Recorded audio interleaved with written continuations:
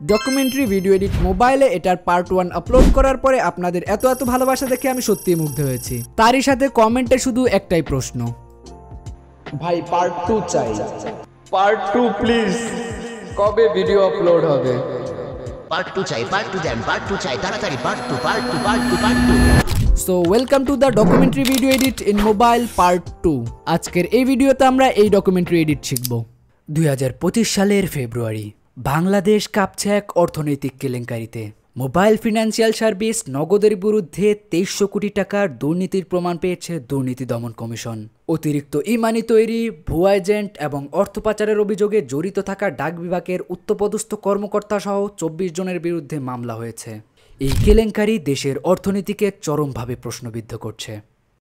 গত পার্টে শুধু আমরা বেসিক জিনিস দেখিয়েছিলাম, যেখানে আমরা শুধুমাত্র ইমেজ ব্যবহার করে ডকুমেন্টারি ভিডিও এডিট করা শিখেছি।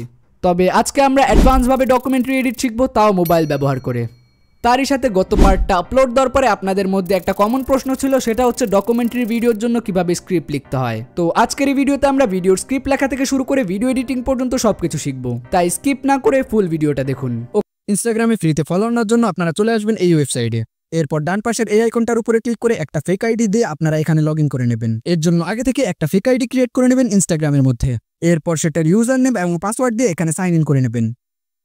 এরপরে বাম পাশের উপরের যে ফলোয়ার আইকনটা রয়েছে এটার উপরে ক্লিক করবেন। তাহলে আপনার সামনে এরকম একটি ইন্টারফেস চলে আসবে। এখান থেকে আপনি আপনার অরিজিনাল যেটাতে ফলোয়ার নিতে চান ওটার ইউজার নেমটা জাস্ট দিয়ে দেবেন। যেমন আমি আমার ইনস্টাগ্রাম ইউজার আইডিটি এখানে দিয়ে দিলাম।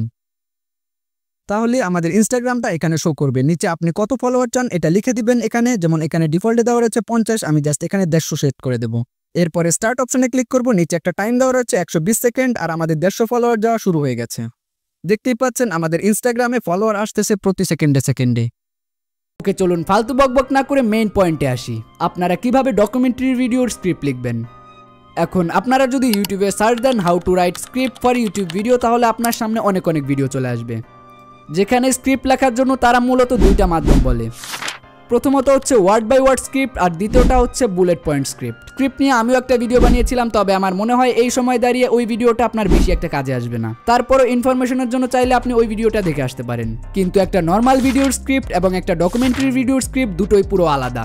একটা ডকুমেন্টারি স্ক্রিপ্ট লেখার জন্য আমাদের মূলত 5টা স্টেপ ফলো করতে হবে।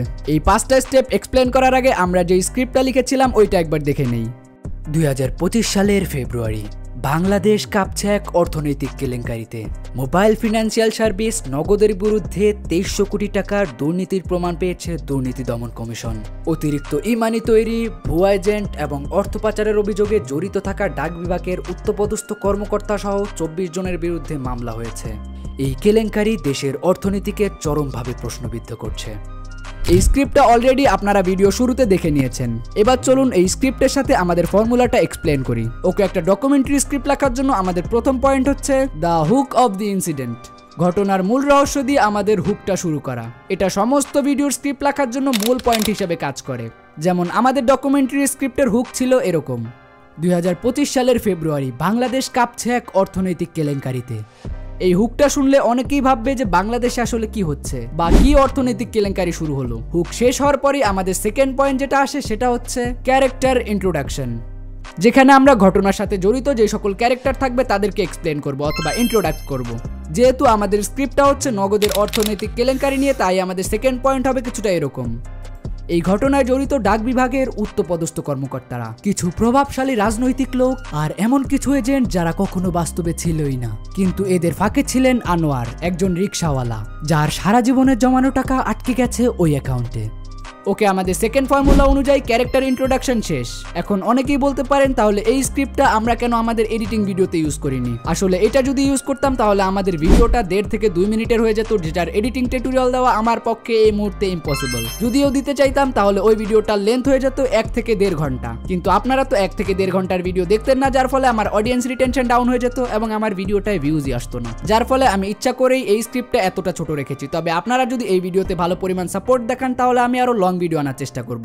ওকে, আমাদের ডকুমেন্টারি স্ক্রিপ্ট লেখার জন্য 2টা পয়েন্ট কভার হয়ে গেছে, যেখানে আমরা হুক দিয়ে শুরু করেছি এবং ক্যারেক্টার ইন্ট্রোডাকশন দিয়ে শেষ করেছি।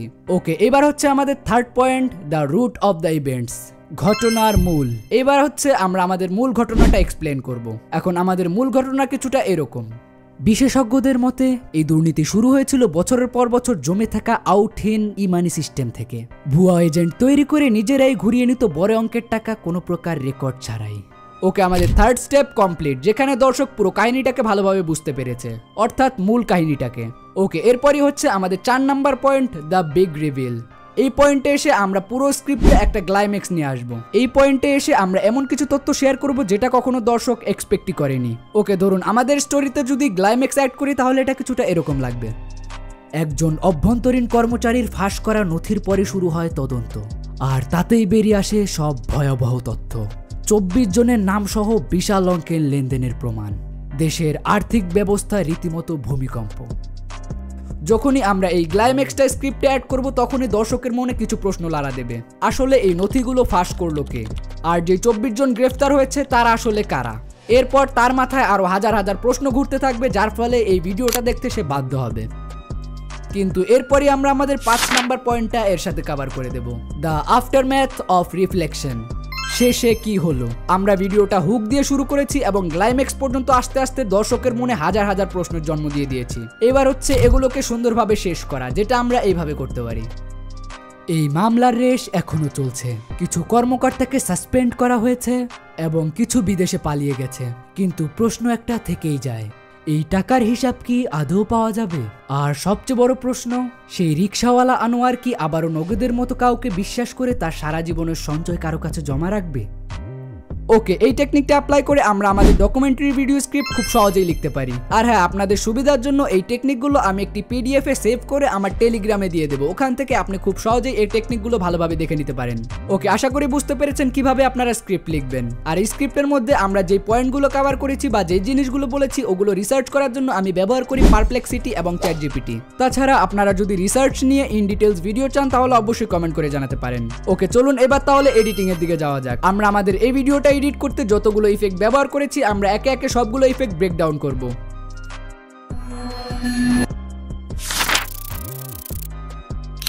ওকে, এই অ্যানিমেশনটা বানানোর জন্য আমরা সর্বপ্রথম চলে আসবো পিক্সেল ল্যাবের মধ্যে। তারপর আমরা যেই আর্টিকেলটার স্ক্রিনশট নিয়েছি সর্বপ্রথম ওই আর্টিকেলটা এখানে অ্যাড করে নেব। আর আর্টিকেল পাওয়ার জন্য আপনি জাস্ট ওই বিষয়ে গুগলে সার্চ দিবেন যে বিষয়ে আপনি ভিডিওতে দেখাতে চান, তাহলে আপনি অনেক আর্টিকেল পেয়ে যাবেন। যেমন এখানে আমি নগদের দুর্নীতি নিয়ে একটি আর্টিকেলের স্ক্রিনশট নিয়েছি। এরপরে আমরা এখানে আরেকটা জিনিস অ্যাড করব, সেটা হচ্ছে আমরা যেই জায়গা থেকে আর্টিকেলটা নিয়েছি অথবা যেই নিউজ পোর্টাল থেকে আর্টিকেলটা নিয়েছি ওই নিউজ পোর্টালের হেডলাইনের একটা স্ক্রিনশট নেব এবং তারপর এটাকে এইভাবে প্লেসমেন্ট করব। আর এটাও আপনারা যখন আর্টিকেল স্ক্রিনশট নেবেন তার ঠিক উপরেই পেয়ে যাবেন। তাছাড়া এই সমস্ত আর্টিকেলের র ফুটেজ সবকিছু আমি টেলিগ্রামে দিয়ে দেবো আপনাদের প্র্যাকটিসের জন্য, ওখান থেকে নিয়ে আপনি প্র্যাকটিস করতে পারেন। ওকে, এইবার আমরা আমাদের যে আর্টিকেল আছে ওইটার উপরে ক্লিক করব এবং নিচ থেকে একটু স্ক্রল করলে এখান থেকে ইরেজ কালার, এটার উপরে ক্লিক করে এটার কালারটাকে ইরেজ করে দেব। এখন এখানে আপনি বেশি কিছু দেখতে পাচ্ছেন না, দেখার দরকারও নেই, আপনি জাস্ট নিচ থেকে কালার অপশনে চলে যাবেন। এরপরে এই কালারটাকে ইনেবল করে দিয়ে আমরা নিচ থেকে এটাকে হোয়াইট করে দেব। এর থেকে বেশি কিছু ঘাটাঘাটি করার দরকার নেই, তাহলে জিনিসটা বিগড়ে যাবে। তারপর আমাদের যে ব্যাকগ্রাউন্ড রয়েছে ওইটাকে ট্রান্সপারেন্ট করে আমরা এটাকে হাই কোয়ালিটিতে সেভ করে নেব। ওকে, এরপরে আমরা চলে আসবো অ্যালাইট মোশনের মধ্যে। এখানে আমরা অ্যালাইট মোশনের মধ্যে একটি ব্যাকগ্রাউন্ড অ্যাড করে নিয়েছি। এরপর আমরা এখান থেকে প্লাস আইকনের উপরে ক্লিক করে আমাদের যে আর্টিকেলটা রয়েছে এটা এখানে অ্যাড করে নেব। এরপর এটার মুভ অ্যান্ড ট্রান্সফর্মে যে এটাকে সুন্দরভাবে স্ক্রিনের সাথে অ্যাডজাস্ট করে নেব যাতে আমাদের ফ্রেমটা ভালোভাবে দেখা যায়। যদি আপনারা আগে পরে অ্যালাইট মোশন ইউজ না করে থাকেন তাহলে আমি যেভাবে দেখাচ্ছি সেইভাবে করুন, তাহলেই হয়ে যাবে। এরপর আমরা আর্টিকেল সিলেক্ট করে বর্ডার অপশনে চলে যাব এবং এখান থেকে 3 নাম্বার অপশনে যে আমাদের শ্যাডোটা অন করে দেব। তারপর আবারও আর্টিকেলের উপরে ক্লিক করব এবং এখান থেকে ইফেক্ট অপশনে চলে যাব, অ্যাড ইফেক্ট, এবং এখানে সার্চ দেব ডিপ গ্লো ইনহ্যান্স। এইখানে 2 নাম্বার যে ইফেক্টটা রয়েছে এটার উপরে ক্লিক করে আমরা স্ট্যান্ডার্ড সেটিংয়ে এটাকে আমাদের অ্যাপ্লাই করে নিতে হবে। তাহলেই দেখতে পাবেন আমাদের যে আর্টিকেল রয়েছে এটাতে ডিপ গ্লো অ্যাড হয়ে গেছে। এরপর আমরা আবারও অ্যাড ইফেক্টের উপরে ক্লিক করব এবং এখান থেকে চলে যাব 3D অপশনে। এরপর পেপার রুল নামে এখানে যে ইফেক্টটা রয়েছে এটাকে স্ট্যান্ডার্ড সেটিংয়ে আমরা অ্যাপ্লাই করে নেব। তারপর এটার প্রপার্টি ওপেন করে এখান থেকে প্রোগ্রেস অপশনে আমরা প্রথমে একটি কিফ্রেম দিয়ে নেব এবং টাইমলাইনের একটু আগে এসে আমরা আরেকটা কিফ্রেম দিয়ে নেব।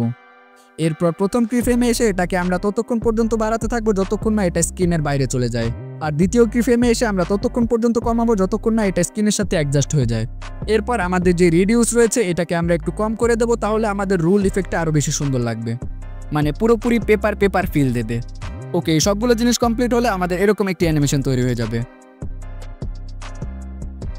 এরপর এই অ্যানিমেশনটা যেখানে শেষ হচ্ছে ওখান থেকে প্লাস আইকনে ক্লিক করে আমরা একটি স্কোয়ার শেপ এখানে অ্যাড করে নেব। এরপর এডিট শেপে যে এটাকে বড় ছোট করতে থাকবো যতক্ষণ না আমাদের আর্টিকেলের সাইজ অনুযায়ী হয়ে যায়। ওকে, আমি এইটুকু করে নিয়েছি। এবার একটু এটাকে বড় করে এটার উপরে ক্লিক করে আমরা চলে যাব কালার অপশনে এবং এখান থেকে আমরা রেড কালার সিলেক্ট করে একবার এটাকে ফুল করে দেব। এরপর আমরা চলে যাব এখান থেকে ব্লেন্ডিং অ্যান্ড অপাসিটিতে। এরপর এখানে যেই ব্লেন্ডটা আমাদের স্কিনের সাথে ভালোভাবে কাজ করে ওটা এখানে দিয়ে নেব। আমি সবগুলো দিয়ে টেস্ট করতেছি, দেখতেছি আসলে কোনটা বেশি ভালো লাগে, কিন্তু আমাদের ব্যাকগ্রাউন্ডটা লাল কালার এই জন্য বেশি ভালো লাগতেছে না, তাই আগে ওটাকে চেঞ্জ করতে হবে। তাই আমাদের যে ব্যাকগ্রাউন্ড লাল কালার আছে ওখান থেকে আমি লালের পরিবর্তে নীল কালারটা সিলেক্ট করে নেব। দেখতেই পাচ্ছেন এখন আমাদের আর্টিকেল কতটা বেশি সুন্দর লাগতেছে। এবার আমরা আবারও ব্লেন্ডিং অ্যান্ড অপাসিটিতে চলে যাব এবং এখান থেকে সবগুলো অ্যাপ্লাই করে দেখব যে কোনটা আমাদের স্কিনের সাথে ভালো যায়। সবগুলো দেখার পর আমার মনে হলো এটাই আমাদের জন্য একবারে পারফেক্ট হবে, তাই আমরা এটাকে সিলেক্ট করে নিলাম। এবার হচ্ছে আমাদের এটাকে অ্যানিমেশন দেওয়ার পালা। এজন্য প্রথমত টাইমলাইনটাকে অ্যাডজাস্ট করে আমরা আমাদের শেপের উপরে ক্লিক করব এবং এরপরে আমরা চলে যাব ইফেক্ট অপশনে। তারপর এখান থেকে অ্যাড ইফেক্ট, তারপর এখানে সার্চ দিব ওয়াইপ। তারপর আমাদের যে ওয়াইপ ইফেক্টটা রয়েছে এটা আমরা স্ট্যান্ডার্ড সেটিংয়ে আমাদের ভিডিওতে অ্যাপ্লাই করে নেব। এখন আমরা আমাদের শেপ লেয়ারটাকে ভালোভাবে অ্যাডজাস্ট করে নেব যাতে আমাদের অ্যানিমেশনটা স্মুথ হয়। এরপর ওয়াইপের প্রপার্টিতে চলে আসবো এবং এখান থেকে স্টার্টের বদলে ইন্ডে চলে যাব। ইন্ডে চলে যে ফার্স্ট একটা কিফ্রেম দেবো, একটুখানি এগিয়ে আরেকটা কিফ্রেম দেবো এবং ফার্স্ট কিফ্রেমে এসে আমাদের ভ্যালুটাকে 0 করে দেবো। তাহলে আমাদের অ্যানিমেশনটা এরকম দেখাবে, মানে একটা ওয়াইপ অ্যানিমেশন তৈরি হয়ে গেছে। যেহেতু আমি স্ক্রিন রেকর্ডের সাথে ভিডিও এডিট করতেছি তাই হয়তোবা আপনারা প্রিভিউ অত ভালোভাবে দেখতে পারবেন না। ওকে, আমি টাইমলাইন দুটোকে একটু বড় করে নিয়েছি। এখন আমাদের অ্যানিমেশনটা দেখতে কিছুটা এরকম হয়েছে। এখন চাইলে আমরা এটাকে 3D ক্যামেরা ইউজ করে আরো সুন্দর অ্যানিমেশন দিতে পারি, যেটা আপনারা ভিডিও শুরুতে দেখেছিলেন। এর জন্য আমরা সর্বপ্রথম একটা 3D ক্যামেরা অ্যাড করে নেব এবং প্রথমে একটা কিফ্রেম দিয়ে নেব। সেম ভাবে সামনে একটা কিফ্রেম দেব এবং প্রথম কিফ্রেমে চলে এসে আমাদের যে জেড অ্যাক্সেস রয়েছে এটাকে আমরা জাস্ট জুম করে দেব। তাহলে দেখতে পাবেন আমাদের এরকম একটা জুম আউট অ্যানিমেশন তৈরি হয়ে গেছে। আপনারা চাইলে এই সেম ভাবে ক্যামেরা ব্যবহার করে এটাকে আরো সুন্দর সুন্দর অ্যাঙ্গেলের অ্যানিমেশন দিতে পারেন।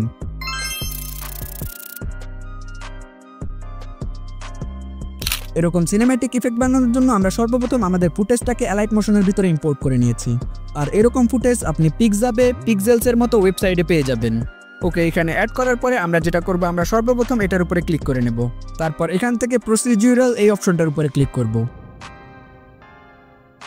এখানে আপনি উপরের সারিতে একটা ইফেক্ট দেখতে পাচ্ছেন যেটার নাম হচ্ছে ব্যাড সিগন্যাল। আমরা এটার উপরে ক্লিক করব। তারপর এটাকে স্ট্যান্ডার্ড সেটিংয়ে আমাদের ইফেক্টের মধ্যে অ্যাপ্লাই করে নেব। এটা যেমন আছে অমনই থাকতে দিন। এখানে চাইলে আপনি একটু প্রোগ্রেস বাড়িয়ে টাড়িয়ে দেখতে পারেন, তবে আমার অত কিছু করার প্রয়োজন নাই, এটা এমনই ঠিক আছে। এরপর আমরা আবারও ইফেক্ট অপশনে ক্লিক করব। এখান থেকে অ্যাড ইফেক্ট, তারপর এখান থেকে আপনারা কালার অ্যান্ড লাইট নামে একটা অপশন দেখতে পাবেন, এটার উপরে ক্লিক করবেন। এখানে আসলে আপনারা অনেক ইফেক্ট দেখতে পেয়ে যাবেন। এগুলোকে ইগনোর করে জাস্ট একটু নিচে স্ক্রল করলে আপনার স্যাচুরেশন নামে একটা ইফেক্ট দেখতে পাবো। এটাকে স্ট্যান্ডার্ড সেটিংয়ে আমরা অ্যাপ্লাই করে নেব। এরপরে এটার স্যাচুরেশনকে আমরা -100 করে নেব। দেখতেই পাচ্ছেন আমাদের ইফেক্টটা কিন্তু অলরেডি একটা অন্যরকম ফিল দেওয়া শুরু হয়ে গেছে। তবে এটাকে আরো সুন্দর বানানোর জন্য আমরা আবারও চলে যাব অ্যাড ইফেক্টে। এরপর উপরে যে সার্চ আইকন রয়েছে ওটার উপরে ক্লিক করে আমরা এখানে সার্চ দিব মানি। আপনারা জাস্ট এখানে মানি লিখে দিবেন, তাহলে আপনার সামনে এরকম একটি মানি ফিল্টার নামে ইফেক্ট চলে আসবে। ওইটার উপরে ক্লিক করে জাস্ট এটাকে স্ট্যান্ডার্ড সেটিংয়ে আমরা অ্যাপ্লাই করে নেব।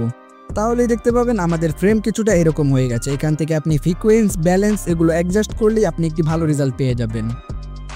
ব্যালেন্স, সিকোয়েন্স এগুলোকে আপনার ভিডিও অনুযায়ী অ্যাপ্লাই করলে একটি ভালো রেজাল্ট দেখতে পেয়ে যাবেন। সবচেয়ে সবকিছু অ্যাডজাস্ট করার পরে আপনার নিচ থেকে যে আলফা রয়েছে এটাকে জাস্ট অনেকখানি একটু কমিয়ে দিবেন। এরপরে আমরা এখান থেকে বেরিয়ে আসবো এবং ইফেক্ট সেকশনে যে এটাকে একবারে উপরের দিকে ঠেলে দেব। তাহলেই আপনার সামনে এরকম একটি ইফেক্ট তৈরি হয়ে যাবে। এটাকে আরেকটু ভালো করার জন্য আমরা আবারও অ্যাড ইফেক্টে যাব এবং এখান থেকে সার্চ বার আইকনে সার্চ দেব টিভি লিখে। এরপরে টিভি ড্যামেজ স্কেল লাইন নামে যে ইফেক্টটা আসবে এটাকে স্ট্যান্ডার্ড সেটিংয়ে অ্যাপ্লাই করে নেব এবং এটার প্রপার্টি থেকে এটাকে 15 করে দেব। এই সব কিছু কমপ্লিট করার পরে আপনি পেয়ে যাবেন একটি সিনেম্যাটিক ইফেক্ট, যেটা আপনার ভিডিওকে অন্য লেভেলে নিয়ে যাবে।